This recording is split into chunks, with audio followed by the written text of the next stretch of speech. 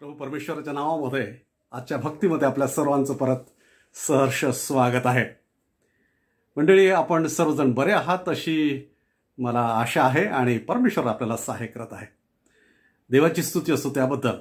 आणि परत मी आपल्या सर्वांचे आभार मानतो, कारण नित्यनेमाने आपण या भक्तीमध्ये सामील होत आहात, म्हणून आपल्या सहभागाबद्दल, त्याचप्रमाणे आपले अभिप्राय आणि प्रतिक्रिया याबद्दल सुद्धा मी आपले आभार मानतो। मी आपले आभार मानतो कारण या भक्तीची लिंक आपण आपल्या मित्रांना आणि त्याचप्रमाणे आपले जे परिवारातील सदस्य आहेत त्यांना सुद्धा शेअर करत आहात। आज परत आपण या भक्तीमध्ये सामील होऊया। ज्या ज्या ठिकाणावर आपण आहात त्या ठिकाणावरून आणि परमेश्वराचं त्या अगोदर आपण सहाय्य घेऊ, कारण नक्कीच प्रत्येक वेळेस परमेश्वर आपल्याला या भक्तीच्या द्वारे आशीर्वादित करत आहे आणि म्हणून त्याच्या अधीन आणि स्वाधीन आपण होऊया आणि त्याचं सहाय्य मागून त्यासाठी आपण प्रार्थना करू। चला तर आपण प्रार्थना करू।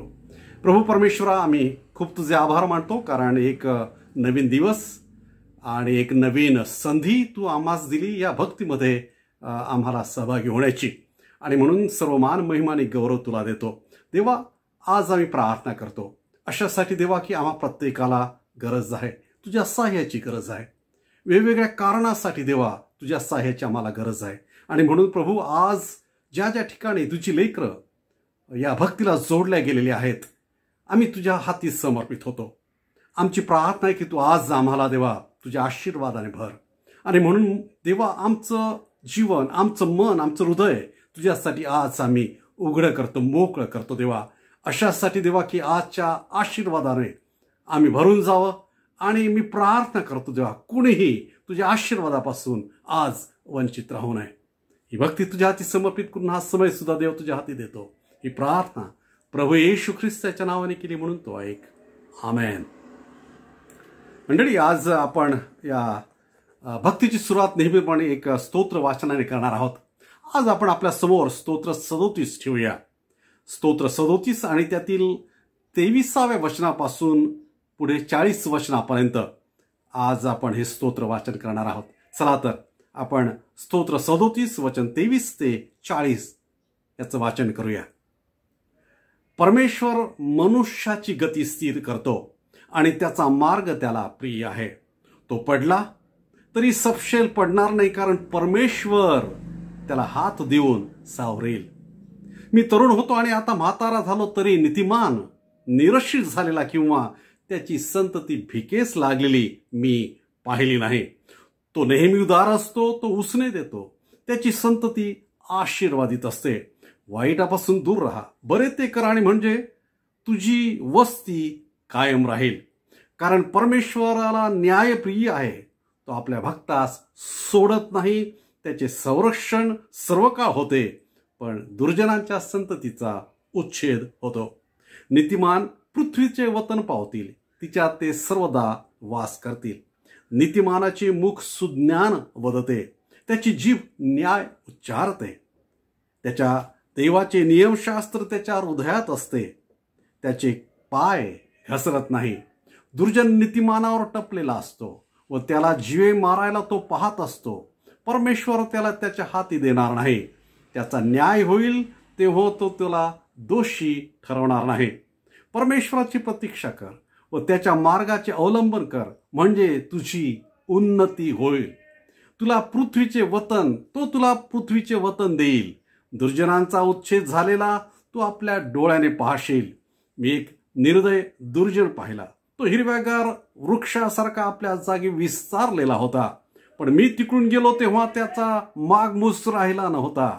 मी त्याचा शोध केला तरी तो सापडला नाही।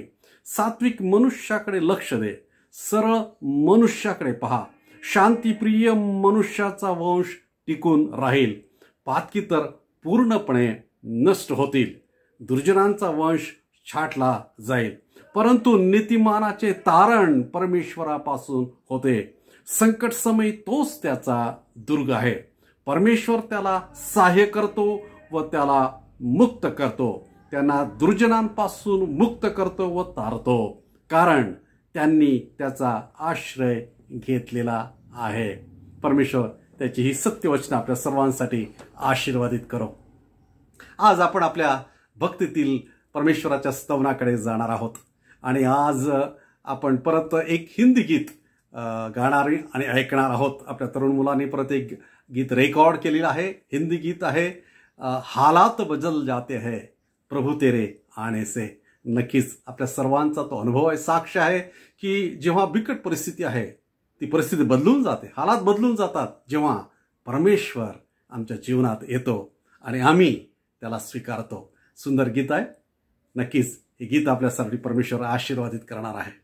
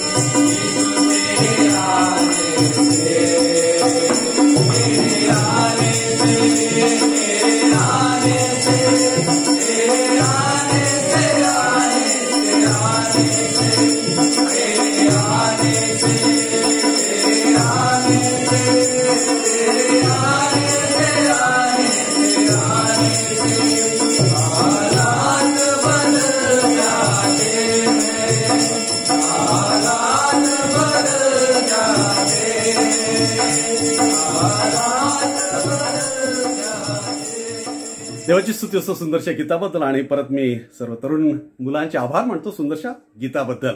आणि नक्कीच हालात बदलून जातात, परिस्थिती बदलून जाते जेव्हा परमेश्वर आमच्या जीवनामध्ये येतो आणि आम्ही त्याच्या मार्गामध्ये असतो.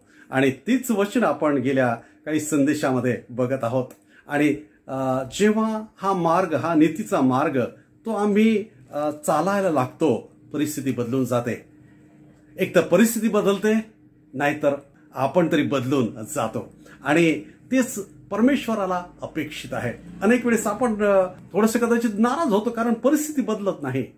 पण कदाचित त्यावेळेस परमेश्वराची इच्छा आहे की आम्ही आमचा स्वभाव, आमचा दृष्टिकोन बदलावा. आणि ते फार महत्वाचं आहे, म्हणून ते आम्हाला शिकायचं आहे. 23व्या स्तोत्रामध्ये अनेक गोष्टी आमचा दृष्टिकोन बदलवण्यास आम्हाला शिकवत आहे. आज आणखी एक गोष्ट आपण बघणार आहोत. आपण मागील संदेशामध्ये बघितलं की मेंढराचं आणि मेंढपाळाचं असलेलं नातं 23व्या स्तोत्रात ते बघितलं.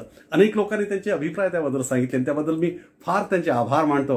अनेकांनी फोनवर चर्चा सुद्धा केली त्याबद्दल. आणि मला आनंद यासाठी आहे की तुम्ही फक्त वचन ऐकत नाही तर लक्षपूर्वक ऐकत आहात आणि त्यावर विचार करत आहात. आणि खरंच ही वचनं आमच्या जीवनासाठी आहे, आमच्या प्रत्येकाच्यासाठी, आमच्या जीवनामध्ये ती उपयोगासाठी ते आहेत. आणि म्हणून आम्ही ती गंभीरपणे ऐकत आहोत, त्यावर विचार करत आहोत, त्यावर बोलत आहोत, त्यावर मनन करत आहोत. आणखी एक गोष्ट आज आपण बघणार आहोत की हे जे मेंढरू आणि हे जे नातं मेंढपाळाचं आणि त्याच्या मध्ये असलेलं हा जो मार्ग त्याने तो धरलेला आहे, त्यावर जात आहे, त्या मार्गाच्या द्वारे, त्याच्या नात्याच्या द्वारे अनेक गोष्टी त्याला प्राप्त झालेल्या आहेत. ह्या मार्गावर, त्या नात्यामुळे तो पहिली गोष्ट तो सुरक्षित आहे, तो भयापासून मुक्त झालेला आहे. या नात्यावर अनेक आशीर्वाद त्याला प्राप्त झालेले आहे. आणखी एक गोष्ट त्याने या 23व्या स्तोत्रामध्ये सांगितलं. आज त्याकडे आपण थोडा विचार करूया. आणि ते 5व्या वचनामध्ये मेंढरू काय म्हणतं या ठिकाणी आणखी एक तो गोष्ट त्याने सांगितलेली आहे 5व्या वचनामध्ये. तू माझ्या शत्रूच्या देखत मज पुढे ताट वाढतोस. आपण ते बघितलं. तो आम्हाला वाढणार आहे, आम्हाला देणार आहे, त्याची आकडी ती त्याचं पुरवण्याचं दर्शक आहे. पुढे तो म्हणतो तो माझ्या डोक्याला तेलाचा अभ्यंग करतो. होय, त्याने आमच्यासाठी एका विशिष्ट उद्देशासाठी तो आमची तयारी करत आहे, त्याच्यासाठी तो आम्हाला अभिषेक करत आहे. तर आणखी पुढची एक महत्वाची गोष्ट, माझे पात्र काठोकाठ भरून वाहत आहे. परमेश्वर आम्हाला भरणार आहे. आणि माझे पात्र म्हणजे जीवन. मेंढरू म्हणतो की माझं जीवन त्याने भरलेलं आहे आणि ते काठोकाठ भरलेलं आहे. आमच्या जीवनामध्ये अनेक गोष्टी प्राप्त होण्यासाठी मनुष्य नेहमी धडपड करत असतो. अनेक गोष्टीच्या प्रयत्नामध्ये तो सदैव असतो, त्या प्राप्त करण्यासाठी, त्याच्या जीवनामध्ये भरण्यासाठी, त्याचं जीवनाचं पात्र भरण्यासाठी. आणि नक्कीच चांगली गोष्ट आहे, पण काही महत्वाच्या गोष्टी आहेत. आणि म्हणून या ठिकाणी आज आपण ते बघणार आहोत. या ठिकाणी जो मेंढपाळ आहे, तो ज्या गोष्टी भरणाऱ्या आहेत त्या फार महत्वाच्या आहेत. कारण हा उत्तम मेंढपाळ आहे आणि त्या उत्तम मेंढपाळाने त्या भरलेल्या आहेत आणि म्हणून त्या महत्वाच्या आहेत. हा उत्तम मेंढपाळ आहे. परमेश्वर चांगला आहे असं आपण बायबलमध्ये म्हणतो आणि बघतो आणि वाचतो.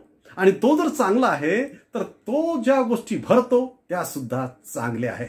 होय, आमचं जीवन त्याने भरलेलं आहे काय? मेंढरू म्हणतं की त्याने माझे पात्र काठोकाठ भरलेलं आहे. तो चांगला आहे आणि म्हणून त्याच्या उत्तम गोष्टींनी तो आमचं जीवन भरणारा आहे. पहिली गोष्ट. दुसरी गोष्ट, जर आम्हाला ह्या उत्तम गोष्टी आमच्या जीवनात हव्या आहेत, या उत्तम मेंढपाळाकडून आम्हाला त्याच्या जवळ, त्याच्या सानिध्यामध्ये असणं गरजेचं आहे. मी नेहमी उदाहरण सांगतो. जर एखादं पात्र आहे आणि ते जर भरायचं आहे आणि नळ जर एका ठिकाणी आहे तर नक्कीच त्या नळाच्या खाली जेव्हा ते पात्र जाईल तेव्हाच ते भरल्या जाईल. मित्रांनो, आमची इच्छा आहे पण आम्ही त्याच्या मार्गात आहोत काय? आम्हाला वाटतं की त्याच्या चांगल्या उत्तम गोष्टींनी आम्हाला भरावं, पण आम्ही त्याच्या सानिध्यात आहोत काय? देवाचं वचन म्हणतं की तू तुझे तोंड उघड म्हणजे मी ती भरेल. होय, आमची जबाबदारी आम्ही पार पाडत आहोत काय? तो भरणार आहे, त्याच्या जवळ आहे, आम्ही त्याच्या रेषेत आहोत काय?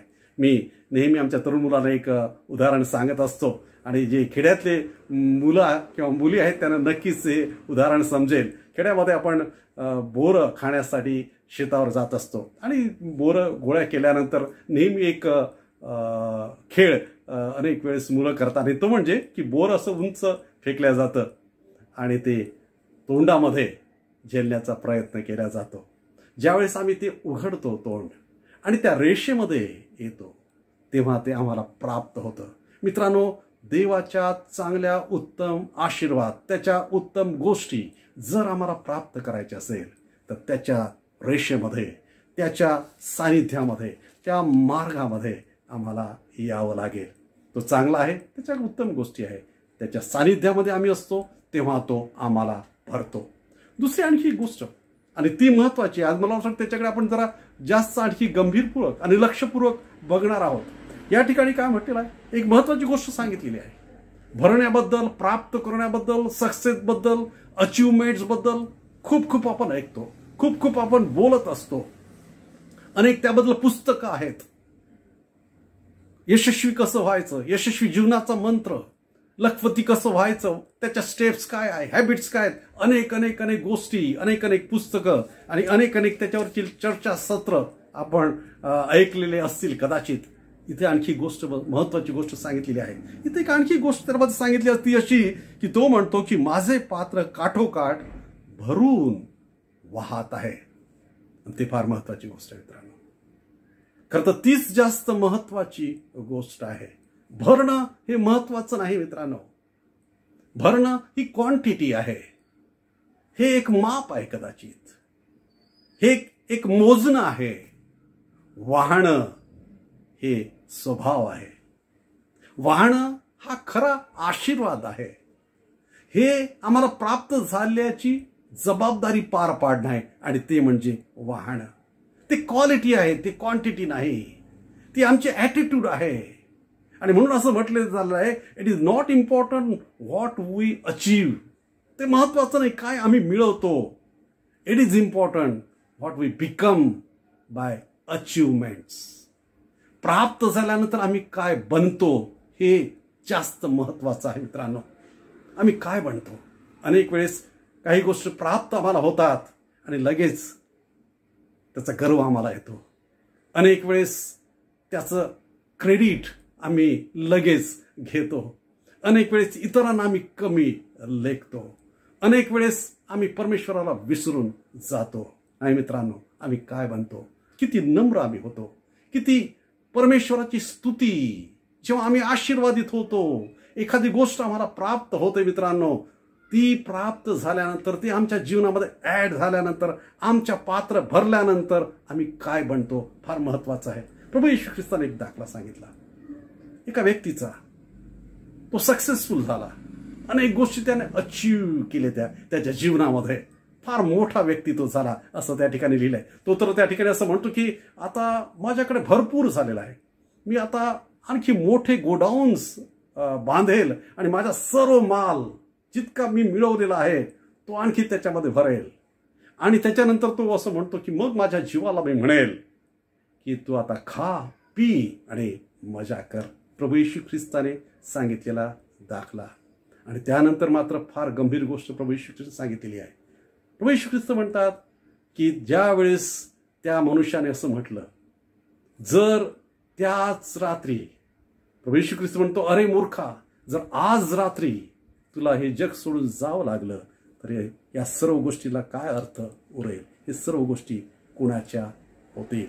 मित्रांनो, मिळवणं हे महत्वाचं नाही, मिळाल्यानंतर तुम्ही किती वाहणारे आहात, किती नम्र आहात, किती तुम्ही उपयोगी आहात. वाहणं हे त्याचं दर्शक आहे. आणि म्हणून हे मेंढरू आम्हाला शिकवतं. तो म्हणतो माझं पात्र काठोकाठ भरलेलं आहे असं तो म्हणत नाही. एवढं म्हणून तो थांबत नाही. इथे तो म्हणतो की माझं पात्र भरून वाहत आहे. वाहणं महत्वाचं आहे मित्रांनो. तुमचं पात्र किती मोठं आहे, किती गोष्टी तुमच्याकडे आहे, किती गोष्टी तुम्हाला प्राप्त झाल्या हे महत्वाचं नाही. भरून वाहणं महत्वाचं आहे. छोटं पात्र जरी असेल तरी ते भरून वाहू शकतं. होय मित्रांनो, आणि तेच परमेश्वराला अपेक्षित आहे. तुम्ही किती छोटे आहात, किती मोठे आहात, तुमच्याकडे किती गोष्टी आहेत ते महत्वाचं आहे. तुम्ही भरून किती वाहणारे आहात ते जास्त महत्वाचं आहे. मला एक उदाहरण यावेळेस आठवतं. एक वृद्ध जोडपं होतं आणि ते एका सेवा कार्यासाठी एका खेड्यातील सेवा कार्यासाठी नियमित मदत करायचं. ते पेन्शनधारक होते आणि त्यांच्या छोट्या मिळकतीतून सुद्धा ते सेवा कार्याला मदत करायचे. कालांतराने ते ग्रस्त मरण पावले आणि त्यांच्या विधवा पत्नी त्यानंतर सुद्धा त्या सेवा कार्याला मदत करत होत्या. त्यामध्ये आश्चर्याची गोष्ट कारण ही होती, कारण पतीचं निधन झाल्यानंतर ते नक्की तुम्हाला ठाऊक आहे की पेन्शन त्यांच्या पत्नीला मिळतं, पण ते अर्ध मिळतं. त्याची मिळकत अर्धी झाली होती, पण नक्कीच त्यांनी त्यांचं ते वाहतेपण आहे ते कमी होऊ दिलं नाही. लोकांनी विचारलं की कसं काय शक्य आहे. त्यांनी उत्तर दिलं की मी माझ्या गरजा कमी केल्या. मोठ्या घरातून मी छोट्या घरात राहायला आले. माझा सर्व खर्च तो मी मर्यादित केला. होय मित्रांनो, पण माझं देणं मी कमी केलं नाही. माझं वाहणं मी थांबवलं नाही. ते आहे वाहणेपण, तो आहे गुणधर्म, तो आहे स्वभाव, तो परमेश्वराला आमच्याकडून अपेक्षित आहे.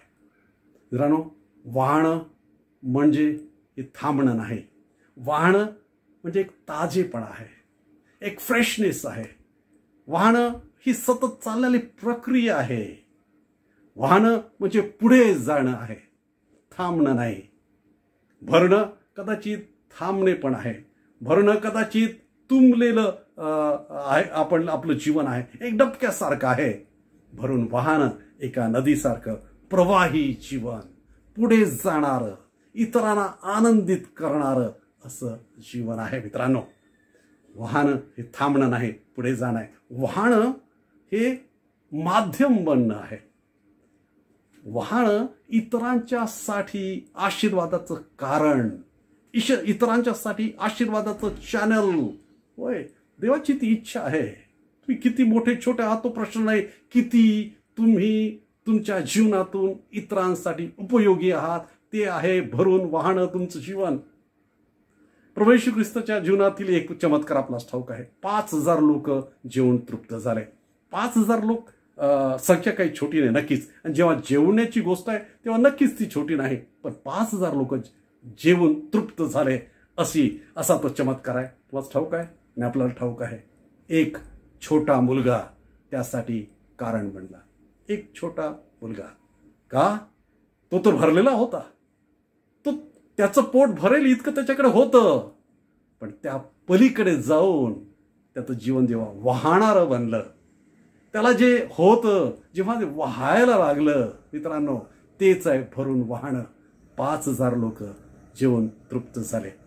मित्रांनो, आमचं जीवन कसं आहे? काय आम्ही फक्त परमेश्वराने आम्हाला भरलेलं आहे तेवढंच आम्ही थांबलेलो आहोत?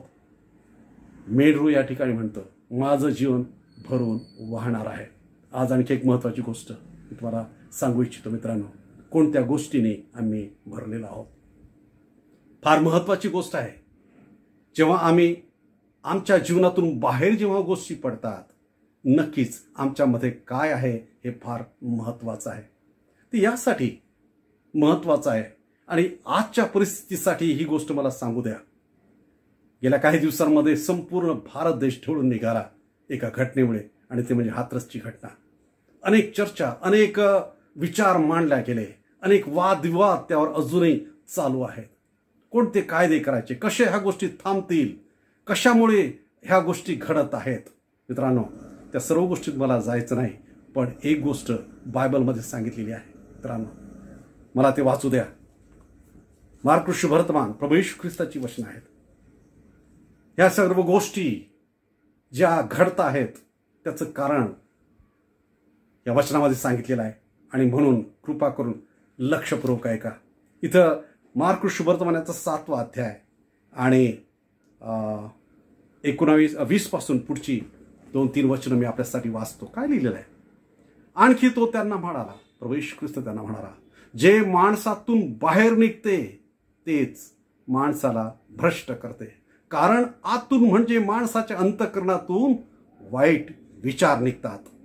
जारकर्म, चोऱ्या, खून, व्यभिचार, लोभ, दुष्टपणा, कपट, कामातुरपणा, हेवा, शिवीगाळ, अहंकार, मूर्खपणा, या सर्व वाईट गोष्टी आतून बाहेर निघतात व माणसाला भ्रष्ट करतात.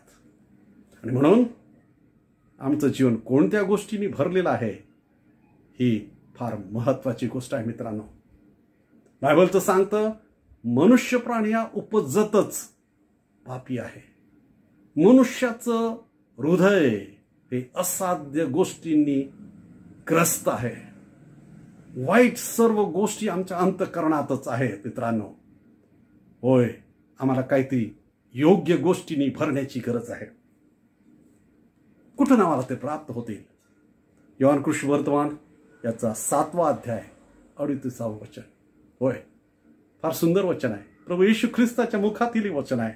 त्यामध्ये प्रभू येशू ख्रिस्त म्हणतो, योहान 7 आणि 38, जो माझ्यावर विश्वास ठेवतो त्याच्यातून शास्त्रात सांगितल्याप्रमाणे जिवंत पाण्याच्या नद्या वाहतील. त्याच्या जीवनातून काय? जिवंत पाण्याच्या, जिवंत वचनाच्या, ज्यामध्ये ख्रिस्त आहे, ख्रिस्ताच्या नद्या, त्याच्या गुणधर्माच्या नद्या त्याच्यातून वाहतील. त्याच्या वचन त्याच्या जीवनातून वाहेल. होय मित्रांनो, कोणती ती वचन आहे? तो म्हणतो की मी प्रीती आहे, प्रेमाच्या नद्या, शांतीच्या नद्या. होय, तुमच्या जीवनातून ओसंडून वाहणार.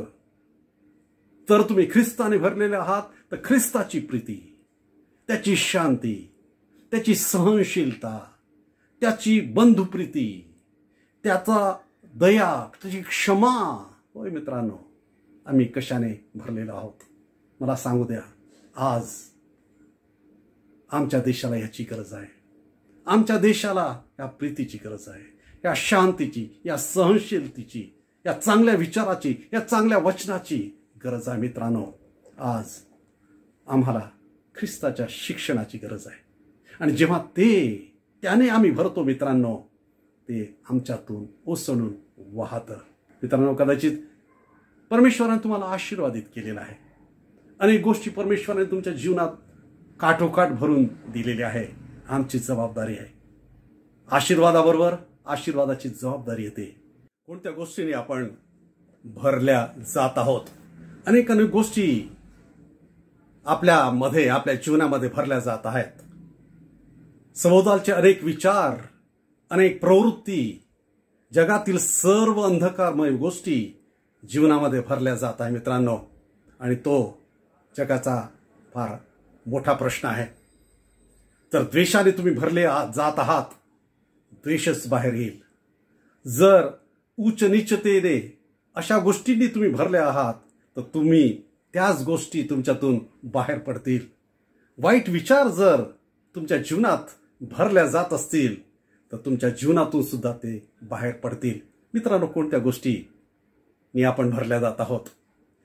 मेंढरू या ठिकाणी म्हणतो 23व्या स्तोत्रामध्ये की हा मेंढपाळ उत्तम आहे आणि ज्याच्या उत्तम गोष्टींनी मी भरल्या जात आहे. आणि जेव्हा ह्या उत्तम गोष्टींनी तो भरल्या जातो म्हणजे मी तेवढ्यावर थांबलेलो नाही, या उत्तम गोष्टी इतरांच्यासाठी पण मी देत आहे. तो उत्तम मेंढपाळ म्हणजे प्रभू येशू ख्रिस्त, ज्याने प्रीती आम्हाला शिकवलेली आहे, दया, सहनशीलता आम्हाला शिकवलेली आहे. येणारे दिवस ह्या उत्तम गोष्टी आमच्या जीवनातून इतरांच्यासाठी वाहणाऱ्या ठरो. ही प्रार्थना आपण एकमेकांसाठी करूया. येणारे दिवस ही वचनं आपल्यासाठी आशीर्वाद परमेश्वर करो. देवाची स्तुती असतो सुंदरशा वचनाबद्दल, आणि ही वचनं आपण येणाऱ्या दिवसांमध्ये त्यावर विचार करूया, मनन करूया आणि आपण ते आचरणात आणण्याचा प्रयत्न सुद्धा करूया. आज आपल्या भक्तीतील पुढील महत्त्वाचा भाग त्याकडे आपण जाणार आहोत. आज आपल्याकडे काही उपकार स्तुतीचे विषय आहेत. आपण प्रार्थनेमध्ये होतो आणि आपल्या बंधू भगिनींना परमेश्वराने आरोग्य दिलेलं आहे. त्यामध्ये सागर मते आणि त्यांचा मुलगा करोनामुक्त झालेला आहे, त्याबद्दल देवाची स्तुती असो. डायनासाठी आपण प्रार्थनेमध्ये होतो आणि तिला सुद्धा परमेश्वराने आरोग्य दिलेले आहे. आज परत विशेष आपण स्तुती करत आहोत राणीसाठी. राणी सोनावडेकर आपली नर्सिंगची मुलगी, आणि ती पॉझिटिव्ह झालेली होती आणि जवळजवळ 3 वेळेस टेस्ट केल्यानंतर सुद्धा सतत ती पॉझिटिव्ह होती. 1 महिना जवळजवळ तिला हॉस्पिटलमध्ये राहावं लागलं, पण मागच्या वीकमध्ये तिला डिस्चार्ज मिळालेला आहे. तिने देवाची खूप खूप स्तुती केली आहे, मंडळीचे पण आभार मानलेले आहे. देवाची खूप स्तुती असो की परमेश्वराने तिला कोरोना मुक्त केलेला आहे. आणि त्याचप्रमाणे आज आपण काही आपल्याकडे प्रार्थनेच्या गरजा आहेत, त्याच्यासाठी प्रार्थना करूया. बालकृष्ण पवार यांना आरोग्याची गरज आहे, त्यांच्यासाठी आपण प्रार्थना करूया. अनिल डावरे कोविड हॉस्पिटलमध्ये ॲडमिट आहेत, त्यांच्यासाठी प्रार्थना करूया. भालचंद्र तुंबडा आपल्या वाली भागातील बंधू आहेत आणि त्यांना आरोग्याची गरज आहे, त्याच्यासाठी प्रार्थना करूया. सचिन साठे यांच्या सासूबाई सुद्धा ॲडमिट आहेत आणि त्यांचा संपूर्ण परिवार ते पण आयसोलेशनमध्ये आहे, प्रार्थनेची गरज आहे, आपण त्यांच्यासाठी प्रार्थना करूया. अल्पेश पाडवी यांच्या आईच्यासाठी प्रार्थना करूया. त्याचप्रमाणे जाधव सिस्टर खारघर इथल्या, त्यांनाही आरोग्याची गरज आहे. आणि त्याचप्रमाणे जे आपल्याला कदाचित ठाऊक नाही अशा ज्ञात अज्ञात आपले सर्व ज्यांना आरोग्याची गरज आहे किंवा इतर सहाय्याची गरज आहे, परमेश्वराकडे त्यांच्याकडे या प्रार्थनेच्याद्वारे आपण सहाय्य मागूया. त्यांचे वाढदिवस मागील सप्ताहामध्ये झाले, त्यासाठी सुद्धा देवाची स्तुती करून त्यांच्यासाठी परमेश्वराचं सहाय्य यावेळेस आपण मागणार आहोत. आपण प्रार्थना करू. जिवंत प्रभू परमेश्वर, आम्ही खूप तुझे आभार मानतो. हो प्रभू, अनेक गोष्टींसाठी आम्ही प्रार्थनेमध्ये होतो आणि अनेक गोष्टी प्रभू देवा त्यांना आम्हाला तू पुरवलेले आहेत. अनेकांना तू आरोग्य दिलेलं आहे आणि त्याबद्दल आम्ही तुझी स्तुती करतो. आम्ही विशेष तुझी स्तुती करतो देवा आरोग्यासाठी. डायनासाठी तिला तू आरोग्य दिलेले आहे. आम्ही विशेष तुझी स्तुती करतो मते आणि त्यांचा मुलगा यांना तू करोना मुक्त केलेला आहे. आज आम्ही विशेष तुझी स्तुती करतो देवा राणीसाठी. इतक्या मोठ्या कालखंडानंतर प्रभू देवा तिला तू पूर्णपणे मुक्त केलेला आहे आणि त्यासाठी देवा आम्ही खूप खूप तुझे आभार मानतो. प्रभू, आज सुद्धा आम्हाला अनेक विषयांसाठी तुझ्या सहाय्याची गरज आहे. आमचे बंधू आणि भगिनी आजारी आहेत आणि त्यासाठी आमची प्रार्थना तुझ्या चरणी आहे. प्रभू देवा, आम्ही प्रार्थना करतो देवा अनिलसाठी. अनिल डावरे ॲडमिट आहे, त्याला तू सहाय्य कर. वर्षा यांच्या आई आणि सचिन आणि हा संपूर्ण परिवार, हो प्रभू, आज त्यांना सहाय्याची तुझ्या आरोग्याची स्पर्शाची गरज आहे. कृपा करून त्यांना आरोग्य दे. बालकृष्ण पवार यांना आज आरोग्याची गरज आहे. कृपा करून त्यांना तू आरोग्य पुरव. आमची प्रार्थना देवा सिस्टर जाधव यांच्यासाठी. त्यांना आरोग्याची गरज आहे आणि तुझं अद्भुत आरोग्य त्यांना तू पुरव. अल्पेश पाडवी यांची आई आहे, त्यांच्यासाठी सुद्धा आम्ही प्रार्थना करतो. प्रभू, त्याचप्रमाणे देवा आज आम्हाला अनेक लोक ठाऊक नाही, पण त्यांना आज गरज आहे, जे प्रश्नामध्ये आहे, कुठल्या तरी प्रभू देवा अडचणीमध्ये आहे. प्रभू, आम्ही त्या सर्वांची आठवण करतो. कृपा करून तू तुझा सहाय्याचा हात त्यांना दे आणि त्यांच्या प्रश्नामधून, त्यांच्या आजारामधून, त्यांच्या संकटातून त्यांना तू बाहेर काढ. प्रभू, आज विशेष आम्ही प्रार्थना करतो ज्यांचे वाढदिवस, एक नवीन वर्ष मागील सप्ताहामध्ये आमच्या प्रिय लोकांना दिलेलं आहे. हो प्रभू, हे वर्ष सुद्धा त्यांच्यासाठी विशेष तुझ्या सहाय्याचं, आशीर्वादाचं आणि आरोग्याचं लाभू दे. प्रभू, आम्ही आमच्या देशासाठी प्रार्थना करतो. अनेक अशा कठीण स्थितीमधून आमचा देश जात आहे. आमच्या देशाला विशेष तुझं सहाय्य असू दे प्रभू. अनेक प्रकारचे चॅलेंजेस, आर्थिक चॅलेंजेस, कोरोनाचं प्रश्न, त्याचप्रमाणे बेरोजगारी, अनेक प्रश्न प्रभू आमच्या देशाच्या समोर आहेत. देवा, कृपा करून तुझं सहाय्य पुरव. आमचे पंतप्रधान, आमचे मुख्यमंत्री आणि सर्व राजकीय स्थिती प्रभू, कृपा करून त्यामध्ये तू त्यांचं सहाय्य करत आहो. देवा, आमचे सर्व जे बंधू आणि भगिनी विशेष करून हॉस्पिटलमध्ये काम करत आहे, त्यांच्या बरोबर तुरा आणि त्यांना विशेष तू सहाय्य करत आहो.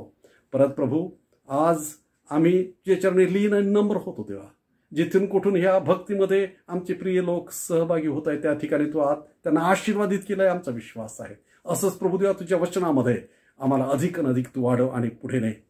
परंतु देवा, सर्व मान महिमा आणि गौरव तुला देऊ ही प्रार्थना प्रभू येशू ख्रिस्ताच्या नावाने केली म्हणून तू ऐक. आमेन.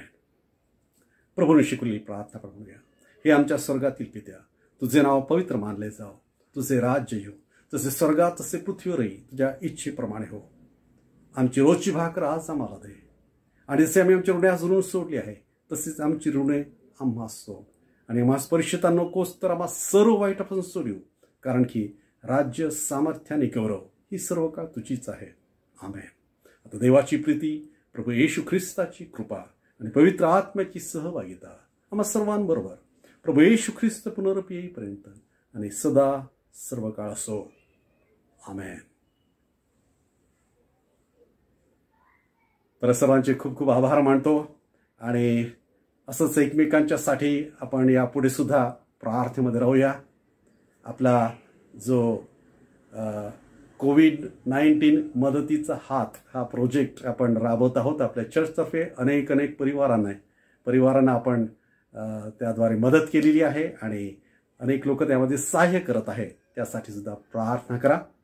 आणि त्याचप्रमाणे आपले अनेक मुलं आणि मुली गावी गेलेले आहेत. ते परत आता मुंबईला त्यांच्या शिक्षणासाठी आणि पुढील त्यांच्या ड्युटीजसाठी येत आहेत. त्यांच्यासाठी सुद्धा आपण प्रार्थनेमध्ये राहूया. तर पुढील आठवडे परत आपण भेटूया अशाच रीतीने. तोपर्यंत परमेश्वर आपल्या सर्वांना सुखी, निरोगी, सुरक्षित ठेवून आणि आशीर्वादित ठेवो. शालोम.